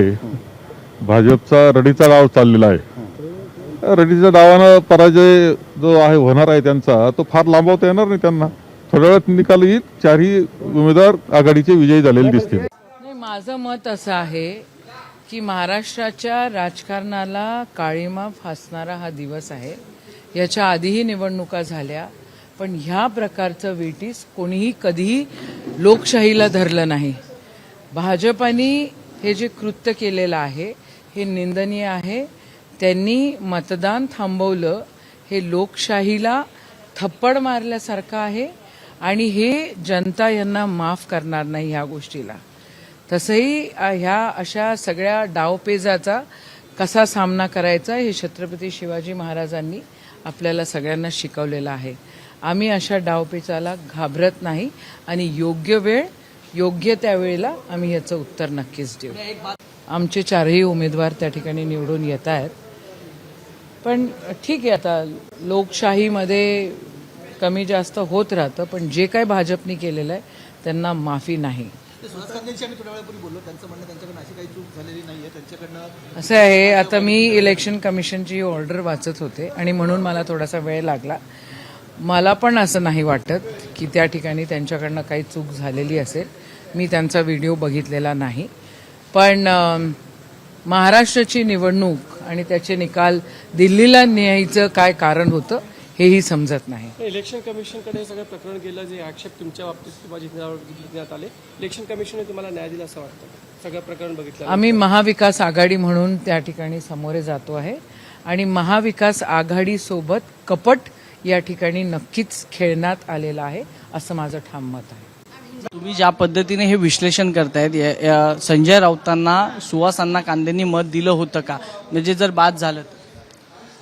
आणि त्यांनी मत दिलं होतं म्हणून तर त्यांनी बघा, चुकून त्यांनी आपल्या पक्षाचा प्रतोद कुठं बसलाय हे त्याला कदाचित कळायला नसेल किंवा कळायला असेल, परंतु हा जो आक्षेप घेतला हा मुळात चुकीचा आहे. एखादा माणूस आपल्या बूथमध्ये घुसताना चुकून बाजूला सरकला म्हणून त्याचं मत बाद करणं हे सुद्धा चुकीचं आहे. म्हणजे हे स्पष्ट आहे ना की सुहास अण्णा कांदेंनी संजय राऊतांना मत दिलं? निश्चित दिलेलं आहे. सुहास कांदे हा कधीच त्याचं मतदान इकडे तिकडे जाऊ शकत नाही, त्याच्याबद्दल आक्षेप घ्यायचं काही कारण नाही आहे, परंतु शेलारने किंवा इतरांनी जे काही आक्षेप घेतला तो चुकीचा आहे असं माझं मत आहे. आणि मध्यरात्रीचा हा पॉलिटिकल ड्रामा आहे. खरं तर मध्यरात्र पण उलटून गेलेली आहे आता, मात्र अजूनही पहिले निकाल हाती आलेले नाहीयेत. खरं तर संध्याकाळी 5 वाजता निवडणुकीचा निकाल पहिला हाती येणं, निवडणुकीच्या निकालांची मतमोजणीची सुरुवात होणं अपेक्षित होतं, मात्र आक्षेप घेतले गेले. हे आक्षेप थेट केंद्रीय निवडणूक आयोगापर्यंत गेले. केंद्रीय निवडणूक आयोगानं यावर बैठक घेतली आणि त्यानंतर केंद्रीय निवडणूक आयोगानं निकाल दिल्यानंतर मध्यरात्रीचा हा पॉलिटिकल ड्रामा मध्यरात्र उलटून गेल्यानंतर त्याच्या क्लायमॅक्सकडे आला आता. आणि आता निकाल नेमका काय येईल याची उत्सुकता सगळ्यांनाच आहे. 3 वाजत आलेले आहेत रात्रीचे, मात्र आत्ता सुद्धा माझ्या समोर जे युट्यूबवर आम्ही चॅनल बघतोय तिथे जवळपास 10,000 लोक आत्ता बघता आहेत या बातम्या. महाराष्ट्रातले हजारो लोक आत्ता सुद्धा स्क्रीनकडे डोळे लावून बसलेले आहेत हे पाहण्यासाठी की निकाल नेमका काय येतोय. आणि या निकालाची प्रत्येक लाईव्ह अपडेट तुम्ही आत्ता पाहताय एबीपी माझावर. आम्ही सगळे सुद्धा स्टुडिओमध्ये आत्ता जागे आहोत या निकालाची प्रत्येक अपडेट तुमच्यापर्यंत पोहोचवण्यासाठी. आत्ताची सर्वात महत्वाची अपडेट ही आहे की महाविकास आघाडीचं एक मत बाद झालंय, त्यानंतर 284 मतं शिल्लक राहिलेली आहेत. हे मत काढून झाल्यानंतर जी 284 मतं होती त्या 284 मतं वैध आहेत की अवैध आहेत यासाठीची चाचणी करण्यात आली. 284 ची 284 मतं ही वैध ठरवण्यात आल्याची माहिती सूत्रांकडून हाती येते. अधिकृतपणे ही माहिती अजूनही निवडणूक निर्णय अधिकारी किंवा पोलिंग एजंट येऊन बाहेर देणार नाहीत, कारण या निवडणुकीची प्रक्रिया काहीशी किचकट आहे. त्यामुळे जी माहिती आतमध्ये मोबाईलही घेऊन जाऊ देत नाहीयेत, त्यामुळे जी माहिती आत्ता सूत्रांकडून हाती येते त्यानुसार सगळ्या मतपत्रिका वैध ठरलेल्या आहेत. सगळ्या मतपत्रिका वैध ठरल्या असतील तर मतांचा कोटा येतोय 4058. याचा अर्थ प्रत्येक उमेदवाराला निवडून येण्यासाठी आता 41 मतांची गरज आहे. यानंतर मतमोजणी सुरू होईल ती पहिल्या पसंतीच्या उमेदवारांची मतं मोजण्यासाठी. पहिल्या पसंतीच्या उमेदवारांची मतं मोजल्यानंतर ज्यांना 41 मतांचा कोटा पहिल्या फेरीमध्ये पूर्ण करता येईल ती उमेदवार निवडून येतील. अपेक्षा ही आहे की ज्या प्रकारे रणनीती भाजपने आणि महाविकास आघाडीने केले त्यानुसार 5 उमेदवार जे आहेत ते पहिल्या फेरीमध्ये निवडून येऊ शकतात. अर्थात अभय सरांनी जसं मगाशी सांगितलं या सगळ्याची मदार अवलंबून आहे ती अपक्षांच्या मतांवर, कारण अपक्षांची मतं कुणाला गेलेत याचं कोणतंही स्पष्टीकरण किंवा याची कोणतीही माहिती कोणत्याही पक्षाकडे नसते, कारण इतर पक्षांना आपापल्या उमेदवारांनी कोणाला मतदान केले हे पाहण्याची सोय असते आणि मतदारांनी उमेदवाराला मतदान केल्यानंतर ते दाखवण्याची गरज असते. अपक्षांच्या बाबतीत हा नियम लागू होत नाही, त्यामुळे अपक्षांचं मत नेमकं कुणाला गेलंय हे कळत नाही आणि आत्ताच्या निवडणुकीची मदार ही फक्त आणि फक्त अपक्षांवरच अवलंबून आहे. अभय सरांनी मगाशी हे गणित स्पष्ट करून सांगितलं. अभय सर, साधारण आय थिंक 29 मतं अपेक्षांची पक्ष आणि अन्य छोट्या पक्षांच्या 29 मतं आहेत, ज्याच्यापैकी छोट्या पक्षांची मतं कुणाला गेलेले आहेत हे जवळपास स्पष्ट झालेलं आहे. आणि साधारण त्यांनी जाहीरपणे सांगितलं, म्हणून सांगितलं की ज्या कमिटमेंट आहेत एक्सेप्ट बहुजन विकास आघाडी, करेक्ट, त्यांनी फक्त आपली मतं जाहीर केलेली नाहीत आम्ही यांना देतोय प्रमाणे, त्या बाकीच्या पक्षांनी आपल्या भूमिका स्पष्ट केलेल्या आहेत. परंतु सिंगल पक्ष जे आहेत त्यातल्या काही म्हणजे सिंगल मेंबर पार्टी त्याच्यामध्ये प्रत्येकाने त्यांना कोणाचं मत दाखवलेलं नाही, त्यांनी जाहीर केल्याप्रमाणे मतदान केलं असेल असं गृहीत धरून आपण आकडेमोड करतोय. ओके, अपक्षांची मतं कुणाला गेलेली आहेत यावर जितकं महत्वाचं ही निवडणूक असणार आहे तितकी छोट्या पक्षांची मदत कुणाला झालेली आहे. अभय सरांनी सुद्धा आता स्पष्ट केलं की छोट्या पक्षांनी बऱ्याचशांनी आपली मदत कुणाला झालेली आहे ती जाहीर केलं होतं. बहुजन विकास आघाडी 3 मतं होती त्यांच्याकडे, दोनही बाजूंनी जोरदार प्रयत्न करण्यात येत होते. भाजप सुद्धा प्रयत्न करत होते, भाजपचे नेते सुद्धा बहुजन विकास आघाडीच्या नेत्यांना भेटत होते, महाविकास आघाडीचे नेते सुद्धा भेटत होते. मात्र शेवटपर्यंत बहुजन विकास आघाडीनं आपली ही 3 मतं नेमकी आपण कुणाला देतो हे स्पष्ट केलं नाही. त्यांनी एवढंच सांगितलंय की आम्ही ज्यांना मतदान केलंय ते निवडून येणार आहेत म्हणून. ते कोण ते सांगितलं नाही, त्यांनी तेवढंच म्हणजे विन विन सिच्युएशन मध्ये स्वतःला त्यांनी ठेवलेलं आहे. आणि अर्थातच बहुजन विकास आघाडीने जर स्वतःचा पोलिंग एजंट दिलेला नसेल तर त्यांच्या उमेदवारांनी मतं नेमकी कुणाला दिली हे कुणालाही कळू शकणार नाहीये. त्यामुळं अशा प्रकारची जी मतं आहेत ती मतं नेमकी कुणाला गेली त्याच्यावरून या निवडणुकीची गणितं ठरणार आहेत. कारण अत्यंत काटेकी टक्कर होती. 6 उमेदवार निवडून द्यायचे, 7 उमेदवार रिंगणामध्ये आहेत आणि त्यामुळं 6वा उमेदवार कोण राज्यसभेमध्ये खासदार म्हणून जातोय याकडे अवघ्या महाराष्ट्राचं आता लक्ष लागलेलं आहे. नवनाथ बन आता आपल्या सोबत आहेत अपडेट देण्यासाठी. नवनाथ, कविता, आपण चर्चा करतोय आणखी एक गणित याच्यामध्ये समजून घेतलं पाहिजे. जसं छोटे पक्ष आणि मित्र पक्ष यांची, अपक्ष आणि मित्र पक्ष यांची मतं कुणाकडे जातात हे जसं महत्त्वाचं आहे, तसं आणखी एक गणित एक समजून घ्यायला पाहिजे. ते म्हणजे या निवडणुकीत सगळ्यात जास्त मतं कुठल्या उमेदवाराला पडतात. समजा एक्स उमेदवाराला, भाजप किंवा शिवसेनेच्या एका उमेदवाराला 47-48 मतं मिळाली पहिल्या कोट्याची, तर दुसऱ्या फेरीमध्ये त्यांच्या मताची किंमत खूप मोठी होते आणि मग तिथं मात्र गणित, दुसऱ्या फेरीमध्ये जाताना तिथं मात्र गणिताची उलटफेर होऊ शकतो आणि तिथं एखादा सरप्राईज एक कॅन्डिडेट देखील निवडून येऊ शकतो. त्यामुळं जसं पहिल्या कोट्याची मतं जर महाविकास आघाडीनं 42-42-42 एवढीच घेतली असतील, तर दुसऱ्या पसंतीला जेव्हा आपण राऊंडला जाऊ तेव्हा मात्र त्यांच्या मतांचा कोटा कमी असेल. तुलनेमध्ये भाजपनं 45-46 अशा पद्धतीचे दोन्ही उमेदवारांना जर का पहिल्या पसंतीची मतं दिली असतील तर तुलनेमध्ये मग दुसऱ्या फेरीमध्ये भाजपला फायदा होईल किंवा व्हाईस वर्सा.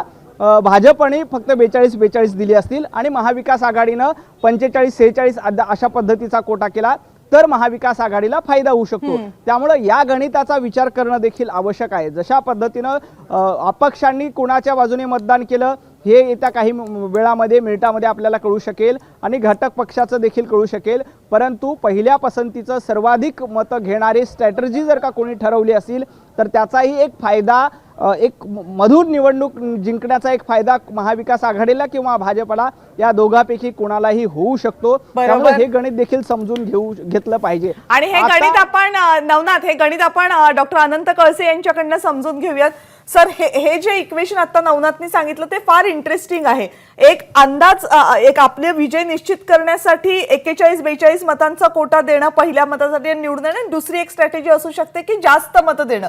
म्हणजे मग दुसऱ्या पसंतीची मतं मोजताना एकतर पहिला प्रेफरन्स सुद्धा आपल्याला मिळेल आणि दुसऱ्या पसंतीसाठी व्हॅल्युएशन सुद्धा जास्त होईल. पण यात एक धोका असा आहे, समजा दुसऱ्या पसंतीची मतं त्यांनी दिली, जरी पहिल्या पसंतीची जास्त मतं दिली तर त्यांची त्या उमेदवाराला 48 मतं दिली से फॉर एक्झाम्पल, तर तो त्यांचा जो तिसरा उमेदवार असेल त्याला निश्चितच पहिल्या पसंतीची मत कमी पडेल.